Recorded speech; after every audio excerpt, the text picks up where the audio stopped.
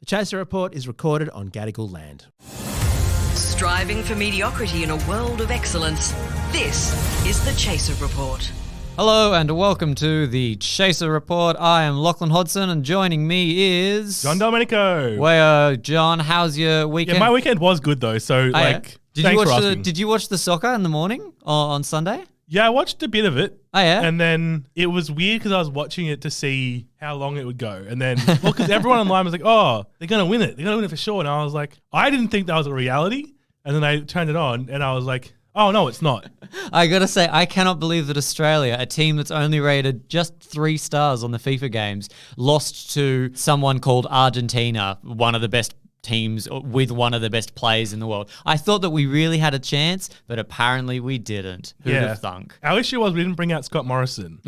We've seen him on a soccer field. If he was up against Messi, he would have dropped a shoulder or two.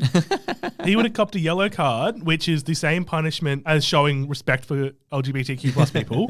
Messi would be out and we would have won the game. I honestly thought that once we scored that one individual goal against a completely different team, that we had the whole World Cup in the bag. But look, you know, the game's over. The result's a result. Team played well. Good on your Socceroos. But now that it's over, I can get back to boycotting watching the rest of the World Cup. I got to say though, John, it's protesting a whole World Cup is pretty exhausting. Dare I say, it's actually a bit inconvenient. So I kind of gave up on protesting the Qatar FIFA Cup for just one match. I'm back at it now. It's a PR stunt by a country that doesn't care about human rights, teaming up with a international company that claims to have no money that is also abusive of human rights. Look, these are all good points, and I agree with you on all of them. But it's just inconvenient to hear, and I don't think that inconvenience should really affect me. Like my roommate walked in front of the TV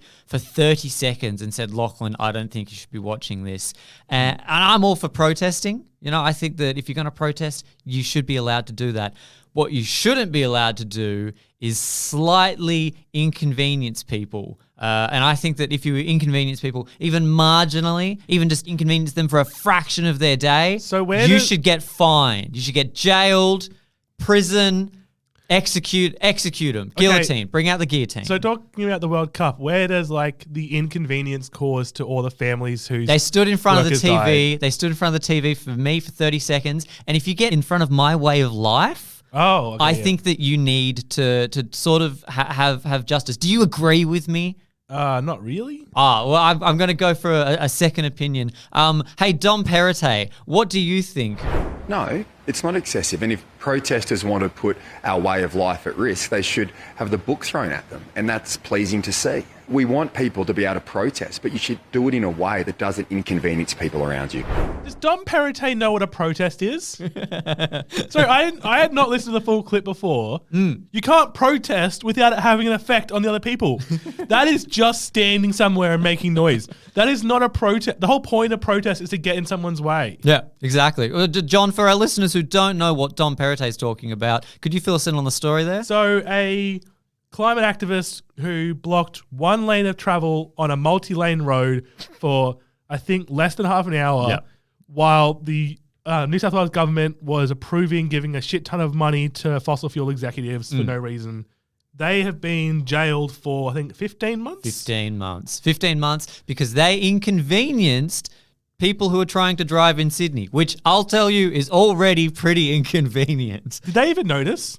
Did the drivers in Sydney even notice? No, they probably just thought that, I don't know, the trains had stopped going again, which is nothing that has ever happened before as a result of actions from the Perrottet government. No. So what we've had here is a jail for 15 months, but that's not that excessive. It's not like anyone is telling us that we shouldn't be jailing people for something like this. I mean, the UN did. The UN did? Yeah, I can't remember his name right now, but a representative for the UN tweeted out that it was extremely concerning and that the New South Wales government should change the decision. Isn't it true that the United Nations is just more of a recommendation body? I mean, they can't enforce anything. I mean, their strongly worded letters are very inconvenient to the world leaders who clearly don't even open them. If they're going to be inconvenient, we should protest the UN. Send them to jail for 15 months. Yeah, that's not concerning. But what I am hearing, though, is that there's an Australian constitutional right to jail anyone who does slightly inconvenience you. And I want that. I want that distilled. I want that passed as a law immediately because I'd really like to send some of my own people to jail for inconveniencing. I think that for grievous damages and grievous inconveniences, I'd really like McDonald's, all of the head workers at McDonald's to be jailed for at least 15 months. John, can I ask you a simple question? How much does a $1 frozen Coke cost?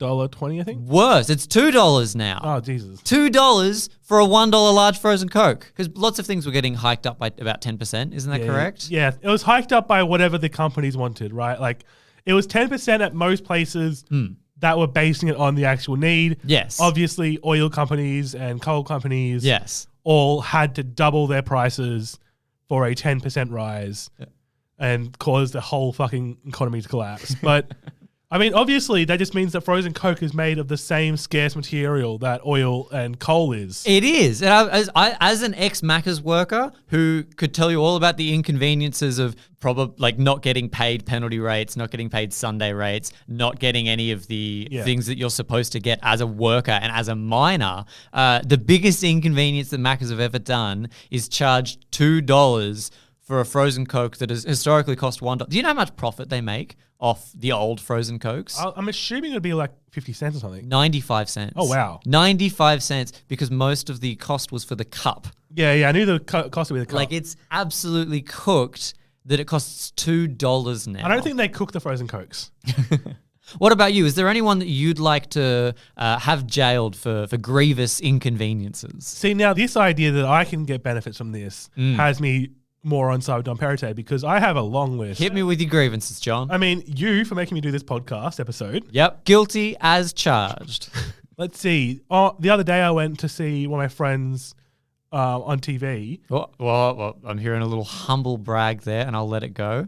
Okay, yeah. Humble brag. It was friend of the show, Grace Tame. On Friend Q&A. of the show, Grace Tame. Friend of the show, Grace Tame. I've got to start saying friend of the show again. Friend of the show, Grace Tame, who was on Friend of What Show? Q&A is, I don't think that's our friend. You're a friend of Q&A? I'm not a friend of Q&A. I haven't been on Q&A. Do you know what this term means?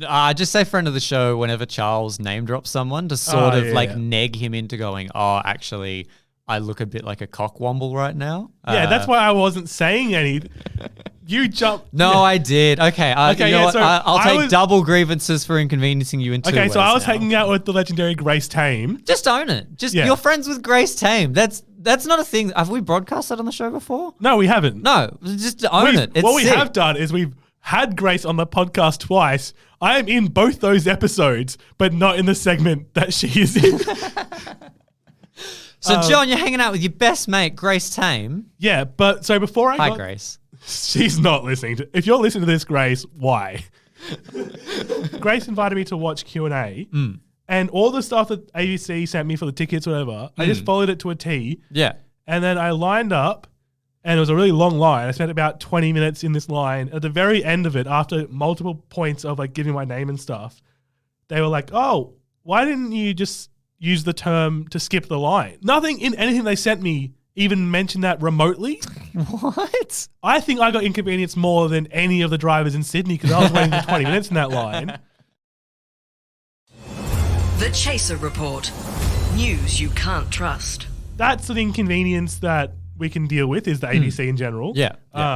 Anyone who sent me an annoying tweet before, get them gone. Get them gone. Annexed. My family who want to see me at Christmas. You've got an even greater inconvenience, though, because you actually have to fly somewhere. Yeah, no, that's even worse. I have to travel a very short distance to Canberra. And that is like, what, 10 times how long people in their cars. I want all of my family on Manus Island at this point. Just get rid of them. I can just keep going. I've got another one, which is I think that the makers of Be Real should be jailed for 2 reasons. One is because it never goes off like at a good time for me. Yeah. Like I'm always at work when it goes off, so that's not convenient for like showing that I have a social life. But more inconvenient crime is the fact that every time I do a Be Real, I then have to explain to anyone over 30 around me what I'm doing. Yeah, that is the main issue with Be Real is like it makes just enough sense that people over 35 are like, oh, what's that? This is quirky. I'm going to get into this. But not enough that they actually get into it. So it means you're just stuck explaining it to everyone. Do you have Dom and Charles on Be Real? Of course not. It's just kid photos. It's like, thank you, Be Real, for taking me into a new social media experience that isn't Facebook, where I don't have to look at photos of people and their kids. Guess what I have to deal with? Photos of people and their kids. And it's our bosses. I mean, we should arrest Elon Musk for not destroying Twitter yet. Not yet. I've got a countdown on my watch that I'm looking forward to, and he just hasn't done it yet. Also, he hasn't brought back Twitter Blue just because Twitter Blue was destroying, like they were losing more money than they were gaining with it. Is Twitter Blue not back? You can't buy new accounts yet. They still haven't, they keep pushing back the date it comes back because everyone's against it. Yeah. It's just annoying because I missed out by like an hour on my getting my other account a blue check mark. Yeah. And because I have a King Charles account just ready to go, and I want to, cause a few wars, but I can't because Elon Musk is so shit at his job. These are fantastic. I think that the biggest one, though, if we're going to talk inconveniences, particularly socially, there's one group of people who we got to send to jail immediately, and that's Kanye West fans. Yeah, I'm fine with locking up Nazis. Like, I mean, Nazis are the biggest inconvenience of all time. Yeah, if you aren't across this story already, Kanye West recently went on Alex Jones's podcast, InfoWars. That's his podcast, right? He's been doing well selling his supplements ever since he had to pay out to the victims that he abused. But yeah, he's still existing apparently. He's still existing, and he's getting on high-profile guests like Kanye West to appear on his show. And then Kanye very, very subtly said this. I don't think Hitler was a good guy. I get the Hugo Boss uniforms, amazing. But I mean, just because you're in love with the design, you're a designer. Can we just kind of say like you like the uniforms, but that's about it? There's a lot of things that I love about Hitler. A lot of things. You can actually hear Alex Jones going, no, you don't actually like the guy. Like, you just like his uniforms. It's the first time someone has gone further than Alex Jones. If you're on Alex Jones's show and Alex Jones is trying to get you to hold back, you know that you have cooked. Alex Jones claims that there are no school shootings in America. Yeah. Alex Jones claimed that they're putting chemicals in the water to turn frogs gay. Alex Jones claims that Hillary and Obama both smell like sulfur and are the devil. Yeah, Alex Jones is the man that News Corp is like, okay, that's where we won't quite hit, but we'll get as close as possible. And then Kanye went along and just said the quiet part very loud. And you've got to have like an empathy because he's clearly going through some sort of mental breakdown. But there's empathy and there's excusing. Like, and we are not excusing. So the thing, I actually hate that people are like, oh, remember he's bipolar. And he at one point during that interview, he said he is like someone on the spectrum. Oh, really? I didn't see this part. Neither of those things makes you a Nazi. Nazis killed both groups of people. Anyone who is like, oh, what about like his things? It's like, yeah, we can empathize with that. But what about we can draw the line at Hitler. Well, I think that if Dom Perrottet is listening and he's really feeling like throwing the book at people, we've provided him with an extensive list of who he needs to jail. And look, if jail's not enough, I'm all right with sending some of these people to jail. I've got more people. You've got more people. On the weekend, I was scrolling through TikTok and there was an ad from New South Wales Police that was basically, do you want to shoot people? Become a cop.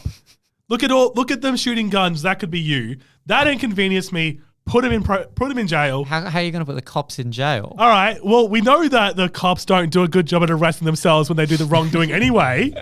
So fuck it. We should just get a different group to police the police. See, the problem is when the police throw the book at people, they know how to not let it bruise. Again, you're inconveniencing me by saying this.